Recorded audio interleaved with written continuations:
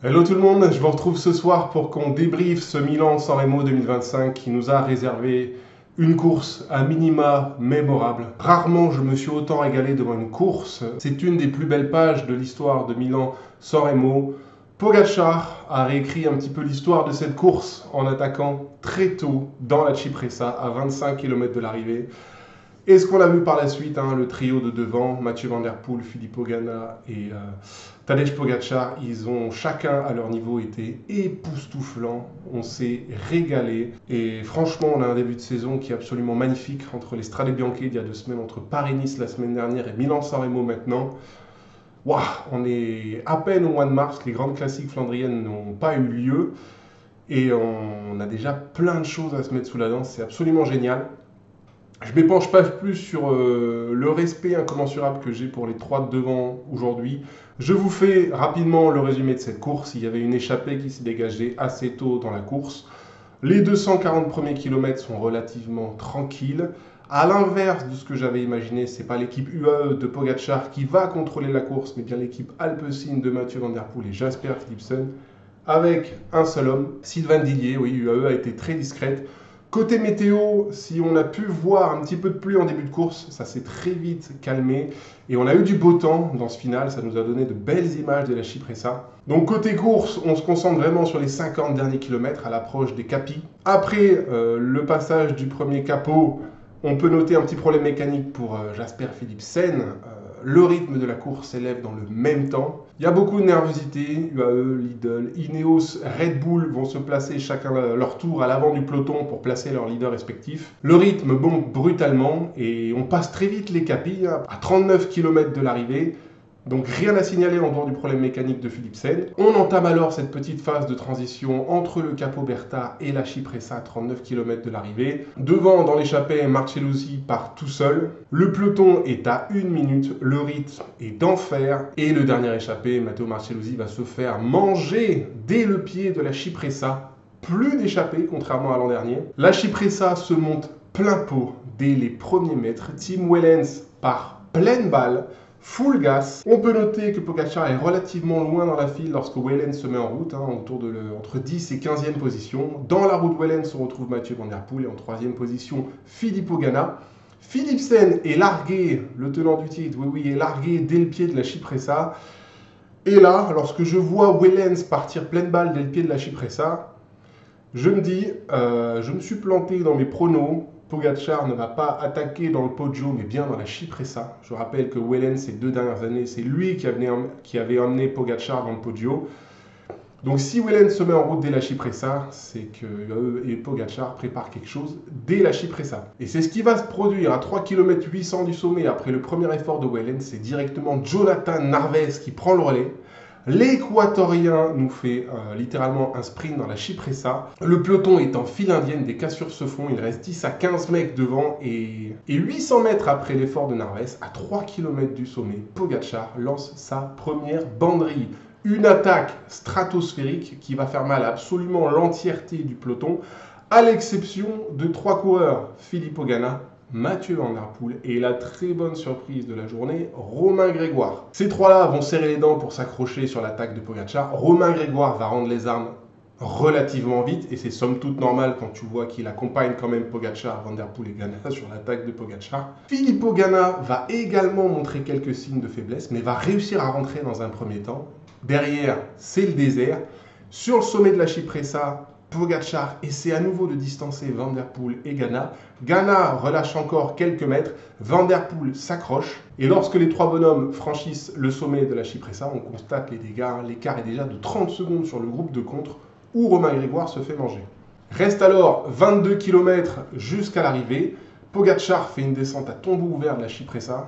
Si Van Der Poel était relativement à l'aise dans la roue du Slovène, Ganna, lui, a serré les fesses. Au pied de la Cipressa, sur cette phase de transition entre Cipressa et Poggio, les 3 bonhommes vont collaborer, vont rouler ensemble. Même Ganna va rouler avec Van Der Poel et Pogačar. Et l'écart passe de 30 secondes à 45 secondes, puis à 1 minute au pied du Poggio, ultime ascension de la journée. Autant vous dire que c'est terminé pour tous les mecs qui sont derrière. Milan-San Remo se jouera entre Ganna, Van Der Poel et Pogačar. On entame l'ascension du Poggio, reste alors 9 km jusqu'à la ligne, et c'est là qu'on assiste, je pense, à l'un des plus beaux duels de l'histoire de Milan-San Remo et peut-être même de l'histoire du cyclisme. Ce qui s'est passé cet après-midi dans le Poggio entre Van der Poel et Pogačar est fantastique. Dès le pied du Poggio, Pogačar embraye très fort. Ganna rend les armes directement, se dit c'est pas la peine. Ces deux-là ont beaucoup plus d'explosivité que moi. Si j'essaie de suivre l'accélération de Pogačar, je suis mort, je monte à ma main derrière et j'espère revenir plus tard, que ce soit dans la montée du Poggio, dans la descente ou même sur le replat avant d'arriver sur la Via Roma. Très bon choix de Ganna, l'histoire lui aura donné raison. Devant, Pogačar et Van der Poel s'étrient alors avec une violence inouïe. On sent très bien que Pogačar a mal à la gueule, mais c'est pareil pour Mathieu Van der Poel. Il résiste bien sur la première attaque de Pogačar. Pogačar ralentit puis met un deuxième sac. Là, Van der Poel va perdre 1 mètre, 1 mètre 50 avant la petite épingle à droite. Là, je me dis, c'est pas vrai. Pogačar, avec tout ce qu'il a réalisé jusqu'à présent, est en train de lâcher Mathieu Van der Poel. Mathieu Van der Poel parvient à s'accrocher. On sent que Pogačar se désespère d'avoir le Néerlandais collé à sa roue.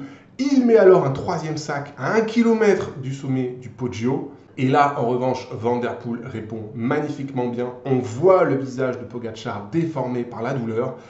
Et à 500 mètres du sommet, c'est Van der Poel qui va contrer Pogačar. L'attaque est tranchante. Preuve en est que Van der Poel en avait encore un tout petit peu dans le moteur sur le sommet du Poggio. Et là, désormais, les rôles s'inversent. C'est à Pogačar de faire l'effort derrière Mathieu Van der Poel. Et le Slovène va se dépouiller comme jamais pour revenir dans la roue du Néerlandais. Match nul dans l'une des plus belles montées du Poggio que Milan-San Remo nous ait donné ces dernières années. Van der Poel et Pogačar passent le sommet ensemble. Ganna a alors 20 secondes de retard sur les deux phénomènes de devant. J'avoue me dire à ce moment-là que pour Ganna, l'affaire est pliée. Il reste vraiment plus beaucoup de temps avant d'arriver sur la Via Roma. Pogačar et Van der Poel font une descente solide. Et pourtant, derrière, Ganna nous fait une descente stratosphérique. Je l'avais trouvé en difficulté dans la descente de la Cipressa, mais la descente du Poggio de Ganna est absolument magnifique. Parce qu'il fallait recoller sur Pogačar et Van der Poel. Et de 20 secondes au sommet du Poggio, Ganna va récupérer 12 secondes et se retrouver à 8 secondes des deux monstres de devant après la descente. Van der Poel et Pogačar devant collaborent extrêmement bien. Clairement, ils ont voulu faire la peau de l'Italien. Mais Ganna est un mort de faim qui rêve de cette course peut-être davantage que les deux autres de devant. Et Ganna va réussir à recoller au kilomètre. On retrouve le trio qui était au sommet de la Cipressa.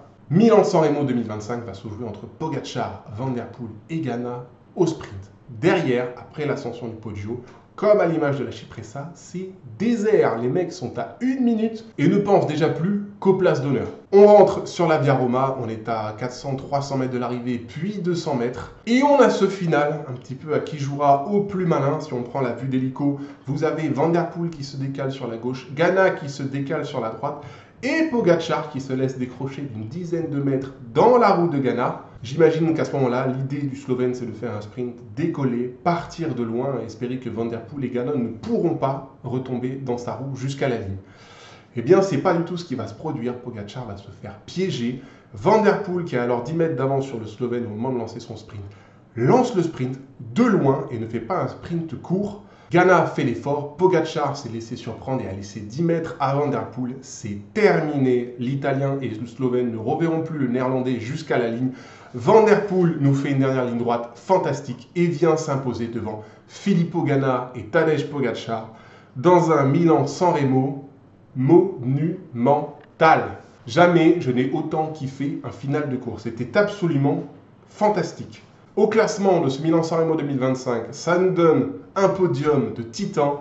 Van der Poel remporte son deuxième Milan-San Remo après l'édition 2023. C'est le 7e monument du Néerlandais qui compte désormais 2 Milan-San Remo, 2 Paris-Roubaix et 3 Tours des Flandres. Il vient égaliser le nombre de monuments de Tadej Pogačar qui compte également 7 monuments. Derrière, à la deuxième place, Ganna fait à la fois un magnifique et un tragique deuxième. Franchement, je tire mon coup de chapeau à Filippo Ganna. Ça fait 3 ans qu'il est à un niveau exceptionnel sur Milan-San Remo. Il tourne autour, à l'image de Pogačar. Et à l'image de Pogačar, c'est bien son manque de vitesse pure qui lui coûte la victoire ces 3 dernières années. Troisième de ce monument qu'il aura matraqué de ses coups de pédale et de ses attaques insensées. 2 attaques dans la Cipressa, 3 dans le Poggio. Pogačar semble être maudit sur Milan-San Remo. 5e en 2022, 4e en 2023, 3e en 2024 et 3e en 2025. Ça ne sourit toujours pas à Pogačar, mais quelle volonté nous aura montré le Slovène aujourd'hui. Il a broyé tout le monde dans la Cipressa avec ses 2 attaques, nous a fait une descente de la Cipressa à tombeau ouvert. Encore une fois, le Poggio nous a livré un duel phénoménal avec Van der Poel. Pogačar aura tout essayé aujourd'hui pour finalement s'incliner au sprint. Mais au terme de ce Milan-San Remo, je considère quand même que Pogačar aura réalisé 2 erreurs. La première, c'est d'avoir voulu absolument battre Van der Poel sur le terrain du physique, alors qu'il aurait peut-être pu profiter d'un Filippo Ganna pour entrer un petit peu dans la tête de Van der Poel. Il aurait fallu profiter de la présence de Ganna, pas forcément chercher à distancer Van der Poel et donc par obligation Ganna. Peut-être qu'il aurait fallu ralentir à un moment pour que Ganna puisse rentrer, peut-être laisser Ganna contrer et laisser Van der Poel faire le boulot derrière. Ça aurait été des cartouches qu'aurait pu utiliser Pogačar dans le Poggio. Ça ne s'est pas produit comme ça. Il a vraiment pensé qu'il pouvait battre Van der Poel à la pédale. Ça lui servira de leçon. C'est sûr que Pogačar court en physique et s'impose souvent comme ça. Mais peut-être que des fois, il faut se servir de ses adversaires pour vaincre son adversaire principal. Et Ganna aurait pu être une opportunité dans le Poggio. Maintenant, de mon fauteuil, plus facile à dire qu'à faire. En revanche, la deuxième erreur qu'a commis Pogačar et qui lui aura beaucoup coûté, je pense, sur ce Milan-San Remo 2025, c'est le sprint final. Il se laisse décoller à 250 mètres de la ligne. Il est alors 10 mètres de retard sur Van der Poel. Quand on fait ce genre de move à 200 mètres de la ligne, il faut lancer en premier. Il faut arriver en survitesse derrière Van der Poel et Ganna pour s'imposer. Dans le cas contraire, si on laisse Van der Poel ou Ganna lancer devant, c'est mort. On commence son sprint avec 10 mètres de retard et Pogačar n'est pas plus rapide que Van der Poel au sprint. Donc si Pogačar commence le sprint contre Van der Poel avec 10 mètres de retard, dans le meilleur des mondes, il aura 10 mètres de retard sur la ligne. Alors, est-ce une erreur tactique de Pogačar qui a pensé faire un sprint décollé de loin et qui s'est planté? Ou alors est-ce une masterclass tactique de Van der Poel qui a vu que Pogačar s'était laissé distancer et qui a donc lancé le sprint de plus loin que prévu? Ça, c'est difficile à juger. Il faudra peut-être voir dans la réaction d'après-course et de Pogačar et de Van der Poel. Dans tous les cas, cette dernière ligne droite, je pense que Pogačar l'a loupé. Ça ne veut pas dire que s'il avait anticipé le sprint, il aurait gagné Milan-San Remo. Mais clairement, dans les 250 derniers mètres, il y avait mieux à faire pour Pogačar. Ok, je me suis vraiment concentré sur le podium. Je vais vous dérouler quand même le classement jusqu'au top 10. Matthews fait 4, Cadengrove 5, Magnus Cort Nielsen est 6, Mats Pedersen 7e, Olaf Koy 8e, Matteo Trentin 9e et Fred Wright 10e. J'ai pas particulièrement l'intention de développer plus sur le top 10 en dehors du podium, tout simplement parce que sur les 25 derniers kilomètres, force est de constater que la Real nous a laissé voir que les 3 de devant et c'était tout à fait légitime. Si je fais un petit peu le bilan de mes favoris au départ de ce Milan-San Remo 2025, j'avais développé 6 noms. Van der Poel, Ganna et Pogačar étaient de ceux-là et Trust les 3 premières places.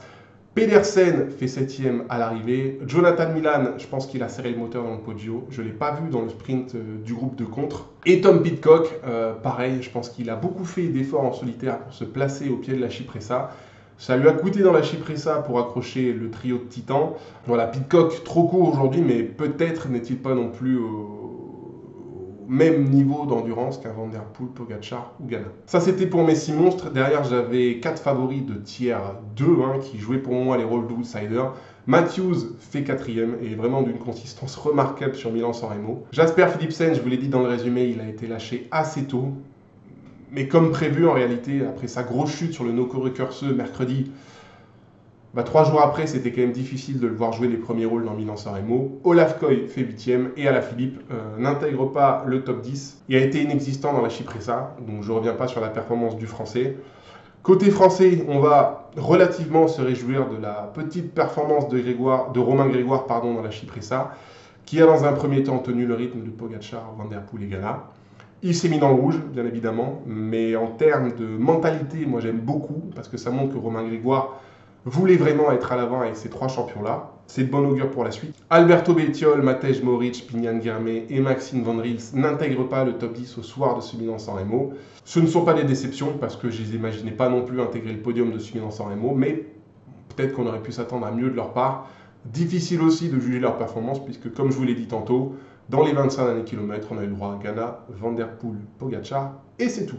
Voilà, j'en ai terminé sur cette après-course de ce Milan-San Remo absolument phénoménal. Bon, est-ce que je reviens une dernière fois sur le podium, hein? Van Der Poel, clairement, aura souffert aujourd'hui, mais je pense qu'il vient chercher là une des plus belles victoires de sa carrière, si ce n'est la plus belle. Il a souffert dans la Cipressa, derrière il a assuré les relais entre la Cipressa et le Poggio.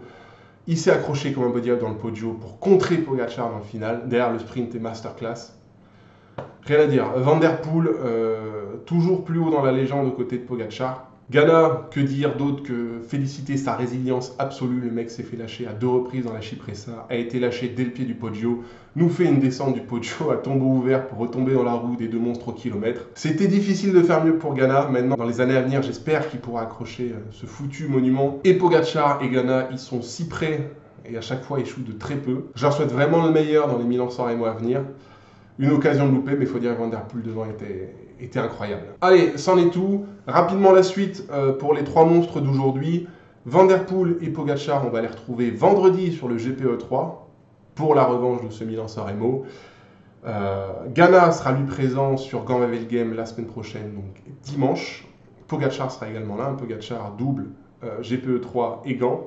Voilà pour les courses à venir des 3 monstres d'aujourd'hui. Peut-être que j'aurai un petit mot sur le Tour de Catalogne qui commence lundi. Dans tous les cas, je vous retrouverai moi demain matin pour qu'on fasse une petite vidéo sur Jonas Vingegaard. Voilà, on va mettre les classiques de côté, on va reparler un petit peu du Tour de France et du Danois, parce que celui-ci ne montre pas les signes les plus favorables à 3 mois du Tour de France. Mais voilà, c'est un autre sujet que Milan-San Remo, on s'en reparle demain. Pour le moment, profitons de cette très belle journée que nous aura délivré Milan-San Remo, une très belle journée pour le cyclisme. Un très beau champion que Van Der Poel et un podium de roi absolu. Allez, merci d'avoir suivi cette vidéo. On se retrouve demain. Prenez soin de vous et à très vite. Bonne soirée. Ciao.